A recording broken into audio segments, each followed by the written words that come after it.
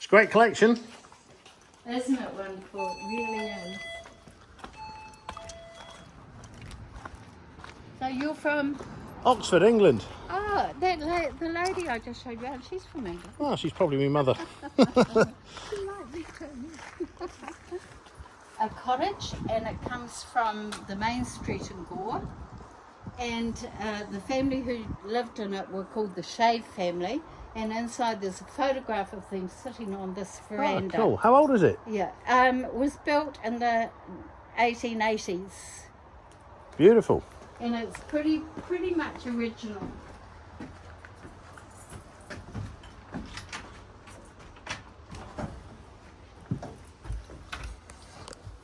So we'll start in the kitchen. Okay. So we've got a few and a very original old cake mixer, dough mixer, Yeah. bread mixer, and a meat chopper. All right, yeah. Which we thought was a cake mixer in the beginning. So just to your left, that's the photograph of the original family, and it was taken on the veranda here. Cool. Look at that. Doesn't look any different at all, does it? No, it doesn't look any different. No, and you know, behind this wallpaper, I was just telling the lady that the scrim. Do you know what scrim is? Yeah, it's like a plaster thing, isn't it? The horsehair and stuff. We just found a little bit there that you could see it. Oh, yeah. Sort of, Yeah. yeah. Weird looking stuff, isn't it? It is.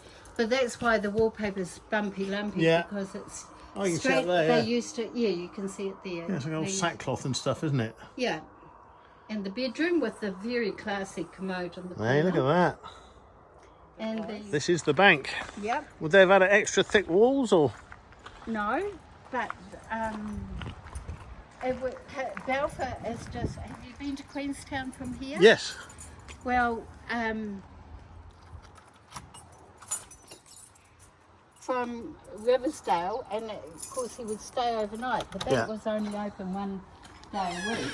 He would stay overnight, so he slept in this room back here. All right. But then when transport became more available, that became the plunket rooms. So we've got that set up as the plunket rooms where you could take your baby, and the place where the bank manager stayed. So it's like, this is one of the ledgers from the bank. Oh, yeah. So you can see proceeds from wool and skins at Dunedin, £88, 1 shilling. You wouldn't get that much now, would you? 24 something part credit entry, £6, 5 shillings and 10 pence. Good grief. Tiles are Oh, they're stunning. nice, yeah.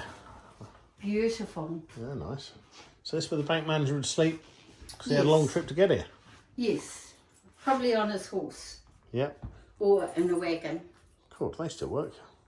And then this is the plunket rooms where the babies were weighed and measured and just Documented. The plunket nurse made sure that's the old Old money. Yeah. Ones, fives. Grief. Yeah. Ferndale. Ferndale which School, is this. at the back of Mataura, All right. up in the hills. Yeah. Way in the middle of nowhere. There's nothing there except fields of sheep. Yeah, and no school anymore. No. And, you know, these little communities just got lost, which is a shame. That's the thing with New Zealand. Once a community sort of shuts down, they take the buildings with them. Yeah. Whereas everywhere else, it tends to be that the buildings still remain. So this is the school. Can't remember that from our school. Okay, so this is very original. Wow. Just as it was. Well, a lot of these desks have come from various places and of various ages, but this is, yes, what it would have looked like. Yeah. And if you have a look here, there's a photograph there of the building we're in at the moment. Oh, yeah. With the students. 1942. Yeah. That also is Ferndale School, 1942.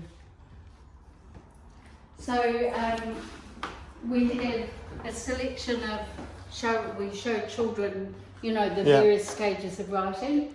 Like when my mother went to school, she learnt to write with a slate and a piece of slate. Wow, that's a long And time ago. then they got classy and put them into frames. This was very much part of New Zealand's schooling in the from probably about the 20s through to the 80s. To a Catholic country, got to beat the kids. Yeah, and certainly, you know, it was a school like this. It was a very, like they were extremely strict. Yeah, nobody spoke out of turn. This is a selection of the reading books that Janet and John, that New Zealand children read. I think in England you had Ladybird, didn't you? Yeah, a lot of that going on. Yeah. Ladybird stuff. The room was heated with a pot-belly stove. All right.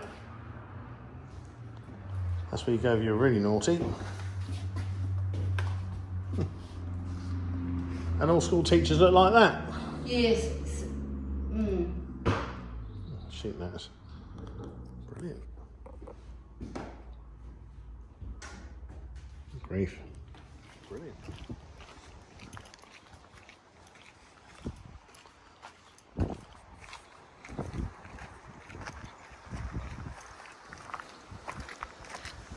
That was at Kingston.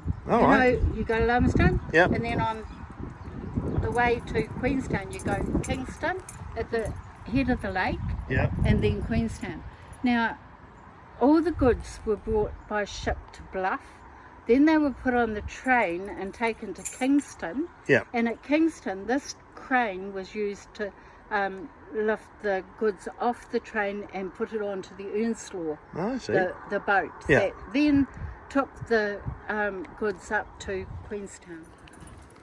This is actually purpose built, just to show what a foundry was like, what the blacksmith did with the forge and the big bellows. And we've got various things that they made and horseshoes. So in the country it was, you know, every little community had one of these, blacksmith. Be lost without them. And this is really interesting. This is how they made wheels, which for 2,000 years they made wheels exactly this way. First of all with wood. And you can see how they got the wood to bend round. Be round. And then later on with metal. Yeah.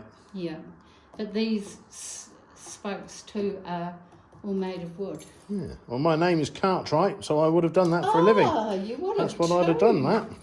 Yeah. No good at it anymore, but you know, I mess about with cars. I don't really do carts, but I could have done that back. My ancestors must have done that somewhere. They must have. I guess. They would have.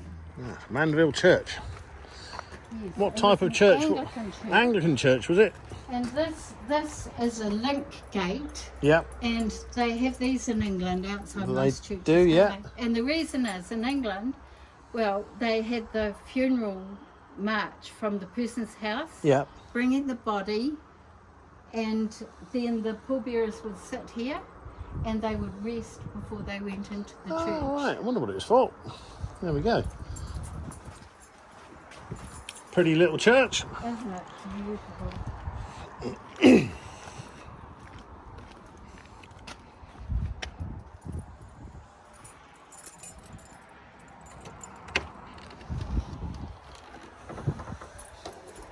Now, this is interesting.